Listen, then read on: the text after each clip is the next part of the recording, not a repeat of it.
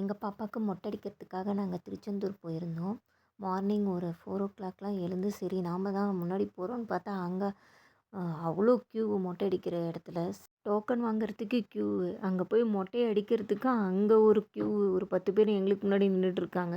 அப்புறம் கடலில் போய் கொஞ்சம் நேரம் 5:00 அதுவே ஆயிடுச்சு. அதுக்கப்புறம் நாழிக்கிணறுல போய் அங்கே நின்னா அங்கே க்யூவுங்க. அங்கே ஒரு 1 மணி நேரம் 6:30 ஆயிடுச்சு. சரின்ட்டு ரூம் பக்கத்தில் நாங்கள் பரத் ரெசிடென்சியே எடுத்திருந்தோம். ஏன்னா வயசானவங்க வந்திருந்தாங்க கூட எங்கள் கூட. அதனால சரின்ட்டு நியர்பை ஹோட்டல் இருக்கட்டும் அப்படின்றனால நாங்கள் புக் பண்ணலை எதுவும். ஸோ அட் அ டைம் பக்கத்தில் இருக்குன்னு நாங்கள் அதை புக் பண்ணிட்டோம். பிரேக்ஃபாஸ்ட் முடிச்சுட்டு சரி சாமியை பார்க்கலான்னு உள்ளே போனோம். அங்கே பார்த்தீங்கன்னா ₹100 க்யூவு, அப்புறம் ஃப்ரீ தரிசனம் இருந்தது.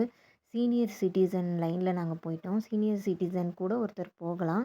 அப்புறம் பேபி வச்சுருந்தனால சீனியர் சிட்டிசன் லைன்லேயே விட்டுட்டாங்க.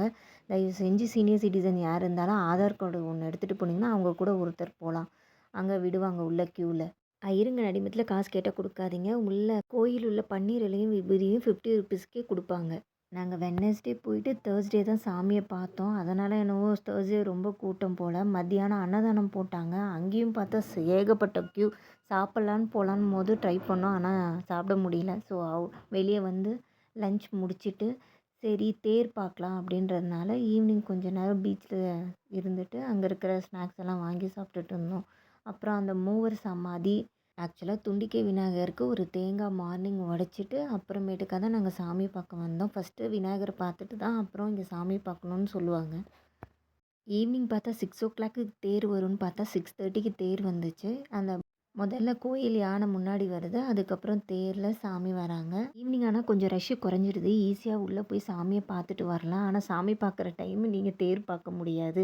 ஸோ அதுக்கேற்ற மாதிரி பிளான் பண்ணிவிட்டு போங்க.